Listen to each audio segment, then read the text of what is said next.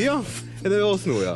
Stadig flere vender FIFA-president Sepp Blatter ryggen før valget i morgen. Skandalen i det internasjonale fotballforbundet har nå blitt storpolitikk. Ja. Russlands president Vladimir... Og for å forsøke å hindre gjenvalg av Blatter. Ils ont obéi au confinement. Ils ont porté les masques. Ils se sont fait piquer 3 fois pour retrouver leur vie d'avant. Et malgré avoir suivi toutes les règles de l'Absurdistan, en plus de n'avoir rien obtenu, ils ont été privés des feux d'artifice. Preuve en images.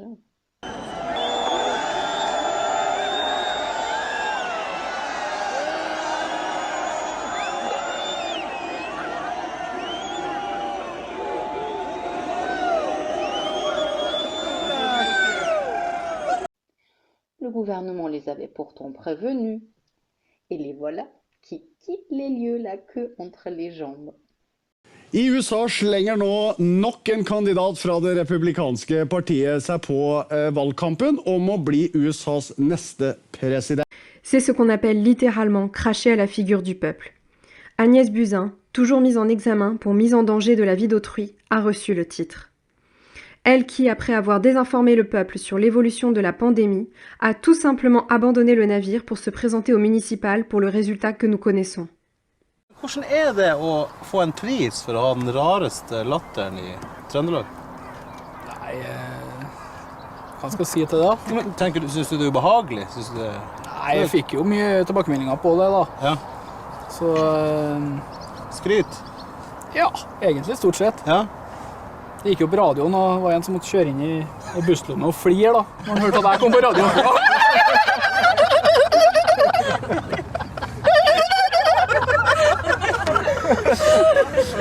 Sous l'ère Macron, on ne compte plus les lauréats qui font tâche, en passant par le père de Cyril Hanouna, Karine Lacombe ou même l'avocate d'Alexandre Benalla. Il est temps que ce quinquennat du déshonneur et de l'absurde se termine. Det som er veldig fint at republikanerne det feltet av presidentkandidater begynner faktisk å bli stort. Lista kommer til å antagelig alle ta slutt når det er først 20 kandidater som er med her da.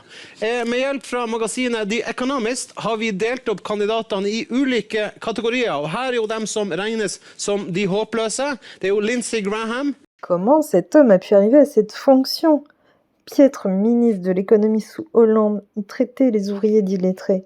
Manu Le Poudret, entouré de ministres et députés plus débiles les uns que les autres, aura mis la France à terre. Celui qui parlait de ceux qui ne sont rien assume aujourd'hui emmerder les non-vaccinés jusqu'au bout. Nous avons retrouvé des images d'archives de ses électeurs. Vous soutenez Macron ? Absolument. Et pourquoi ? Mais parce qu'il est beau. Il incarne le frais, le renouveau et tout ça. Le renouveau, c'est-à-dire ? C'est-à-dire, c'est pas un vieux de 70 ans qui se présente et qui est bientôt à la retraite. C'est-à-dire, c'est quelqu'un de même pas à 40 ans et voilà. Qui a fait partie du gouvernement de François Hollande. Exactement. En fait, c'est une sorte de nouvelle vision, quoi. C'est quoi cette vision ? Cette vision, c'est de rassembler des gens qui sont pas forcément d'accord. Ça veut pas forcément dire que c'est flou. Et rassembler sur quelles idées alors ? Quelles sont les idées ? Quelles sont les idées ? Je veux dire, aide-nous. Et c'est quoi ces idées ? Ah mon dieu, pourquoi moi en plus ? Je connais pas tout le programme. Vous connaissez pas tout, mais vous soutenez Emmanuel Macron. Oui. Mais ces idées, c'est quoi alors ? Quelles idées vous soutenez ? En fait, je connais pas du tout le programme, j'accompagne mes amis.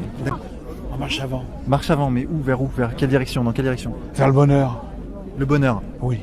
Le bonheur d'être en France, le bonheur d'aller au travail, le bonheur de s'exprimer, le bonheur de manifester, le bonheur de critiquer, le bonheur de créer, enfin tout ça c'est du bonheur.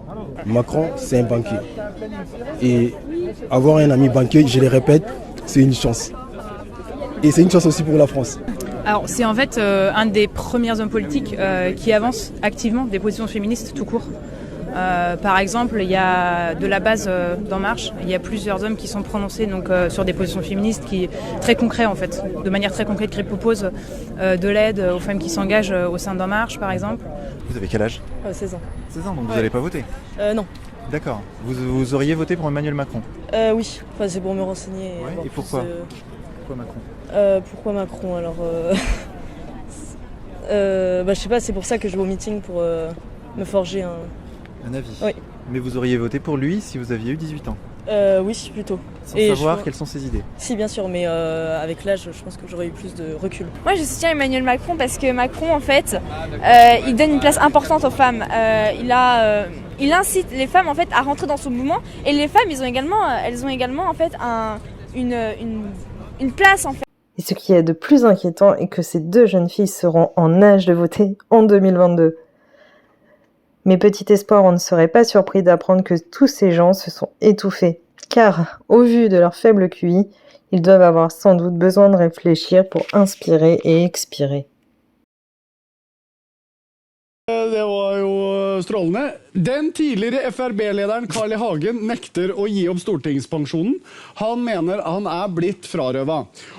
الديمقراطية المباشرة السويسرية تقضي المحكمة الفيدرالية بإعادة التصويت على مبادرة التخفيض الضريبي للأزواج والتي سبق رفضها سنة 2016 أي أنه على الناخبين على الصعيد الوطني العودة إلى صناديق الاقتراع للتصويت مرة أخرى على Presidenten I Ekvatorial Guinea Teodoro Obiang Nguema Mabasongo har bestemt seg for å ta et nytt som La France, pourtant autoproclamée meilleur système médical du monde, a montré ses failles sous le quinquennat de Macron. Souvenez-vous des soignants qui, faute de matériel pour lutter contre le Covid, utilisaient des sacs poubelles en guise de blouse. À titre de comparaison, l'armée malienne s'en sort beaucoup mieux. Petit souvenir de ce reportage qui a fait rire nos concitoyens.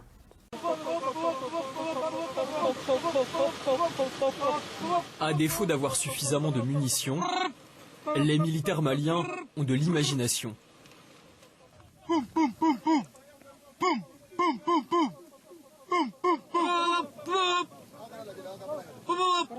Ils font semblant comme s'il y a un objectif ennemi devant. Vous voyez, ils débarquent, ils essaient de fixer l'objectif.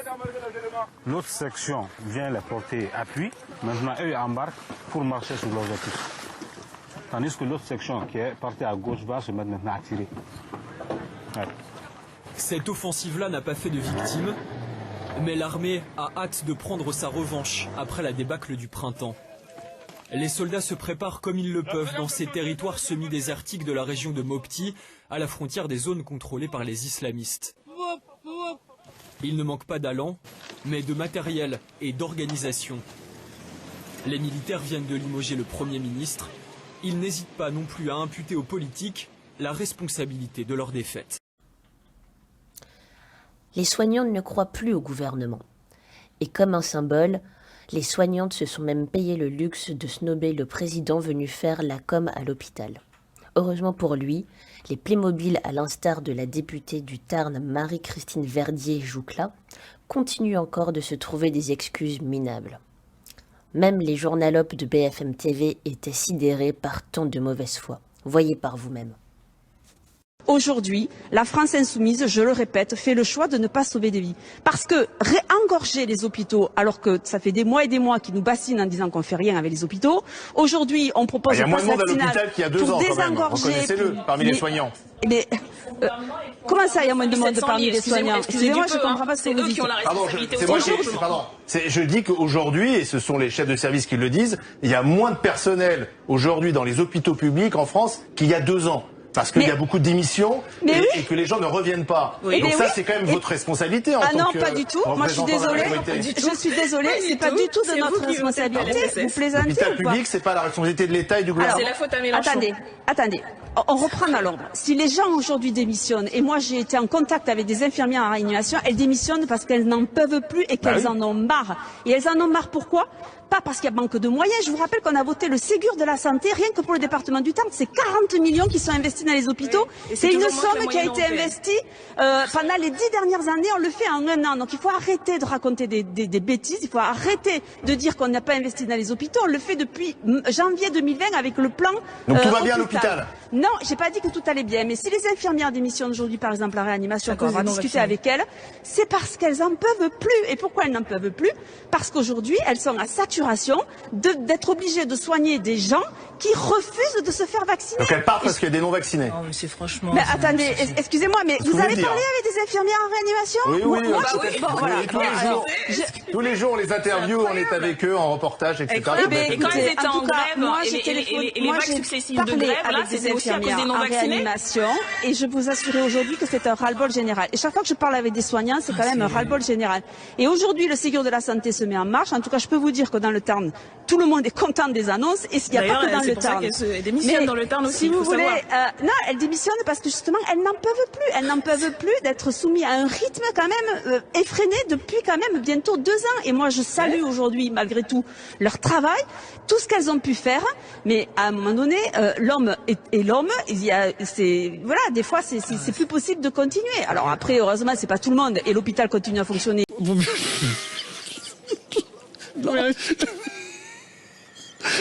Kom videre. Og i dag ble den aller første staken satt på plass. Hei gutta.